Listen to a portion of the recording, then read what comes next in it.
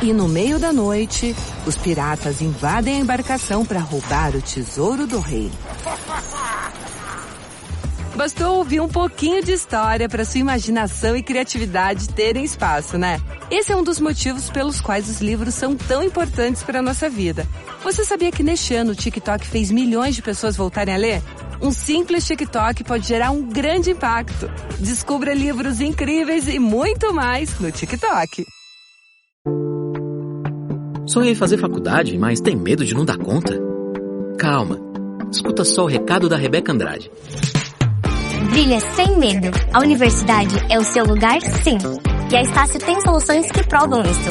Acredita, eu também sou aluna. Viu só? Agora aproveita que os cursos estão a partir de R$ 129 por mês. E inscreva-se em estácio.br.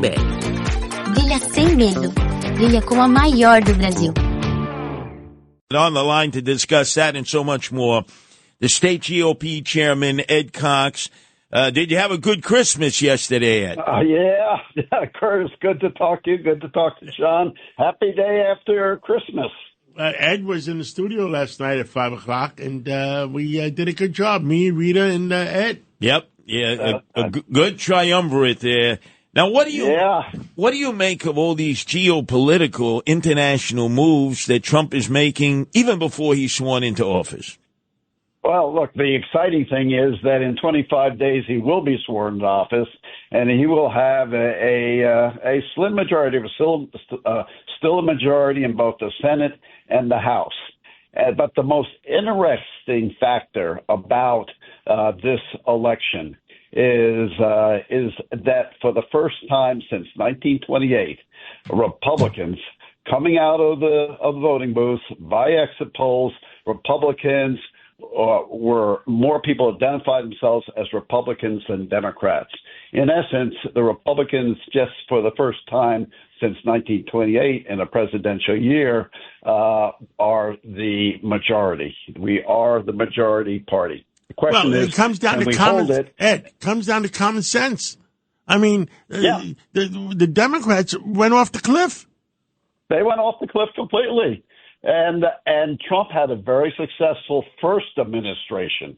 There was the borders were secure, inflation was zero, real wages were growing, blacks and Hispanics never had it as good, and there was peace in the world. Now a lot of people who voted for him in those Rust Belt states, Michigan and Wisconsin and Pennsylvania.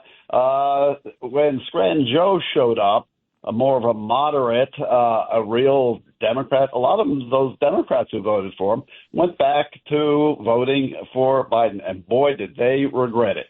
When inflation hit their paychecks over the last 4 years, when the wars broke out around the world, when the border was ripped wide open by the Biden administration, they came back, not only came back as Democrats, but they have come back and changed their registration. They've become Republicans.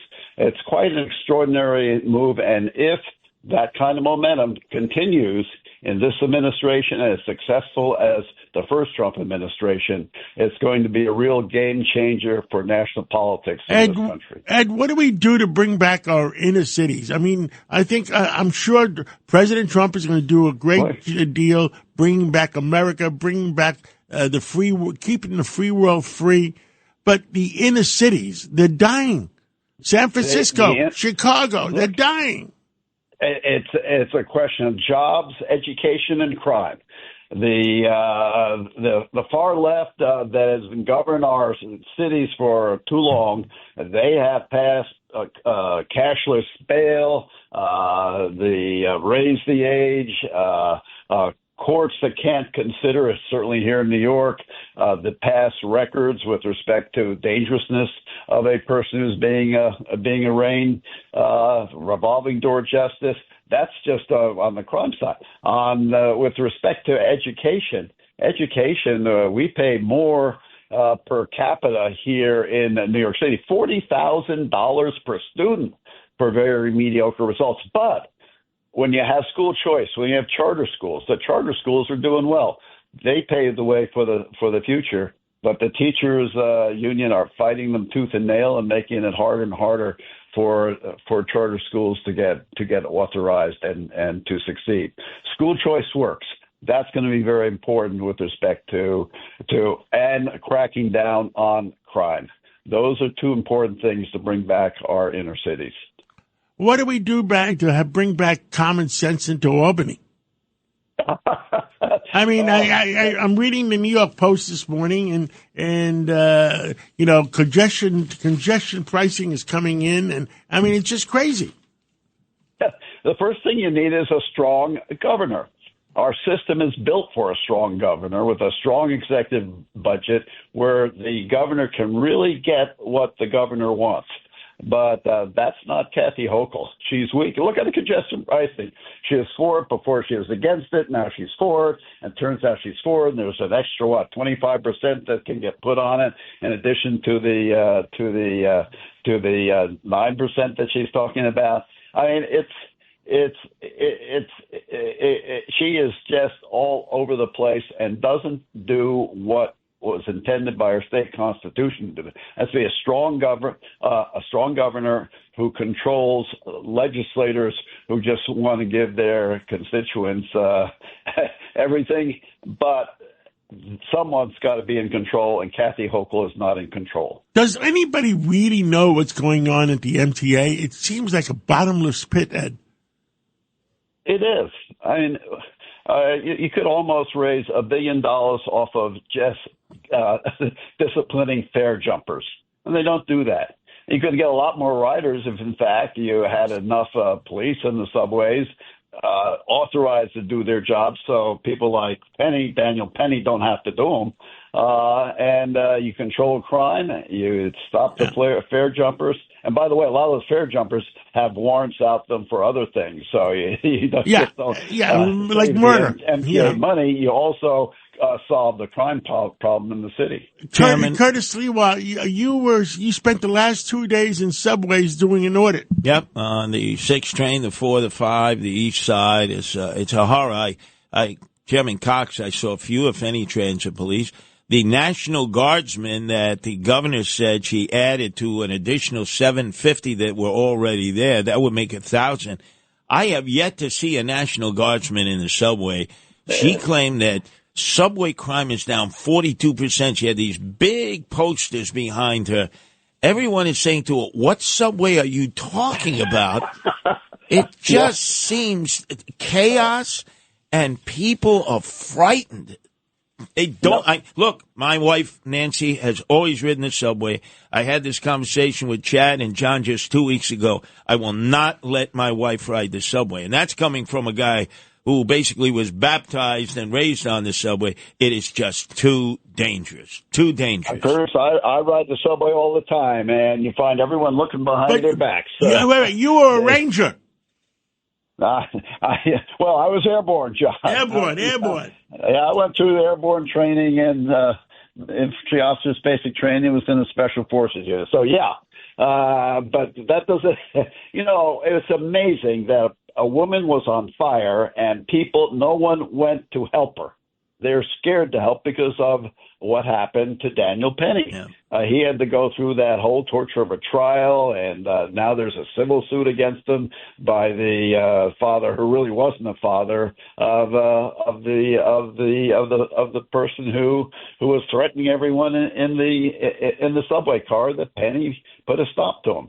And then the day after, we see the maniac in Grand Central at 10:30 slice the man on his wrist, and then sliced the woman from behind right on the jugular. She almost bled out. And she also says, I looked around and nobody would help me. Nobody would help me.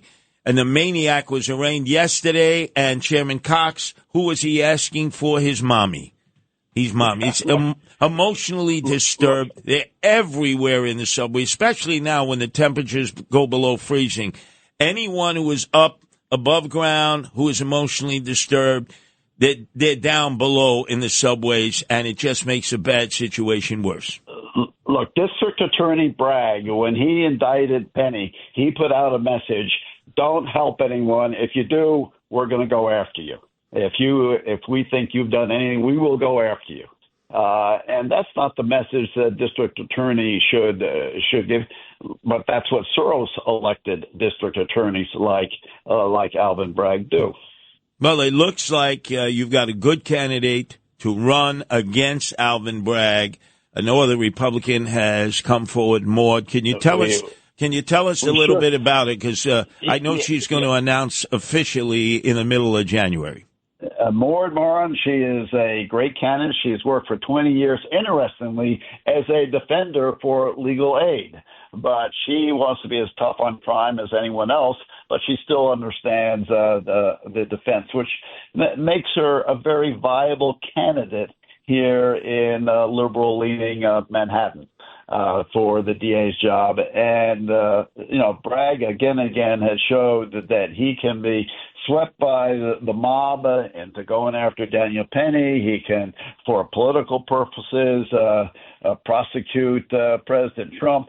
That's as I've said in a tweet, Bob Morgenthau must be rolling over in his grave. Bob Morgenthau, the great DA of Manhattan for a long period of time. Well, coming off the victory in Los Angeles against the Alvin Bragg, George Soros-style DA there, Democrat, he'd been there a long time. A Republican beat him, and the only issue was law and order. And moderate Democrats voted for the Republican first time ever. It happened in L.A., Chairman Cox, it can happen here on the island of Manhattan. And not only are moderate Democrats voting for Republicans now, but nationally, as this exit poll shows, for the first time since 1928, as I was saying at the start, the more Republicans voted than Democrats in the last presidential election. That is a historic shift. Well, Chairman Cox, you and yours continue to have a great holiday as we work our way to the new year. And as I've said, I can't wait for that ball to drop, bringing in 2025. And we'll see you at the 5 o'clock hour. I look forward to that, John. I look forward.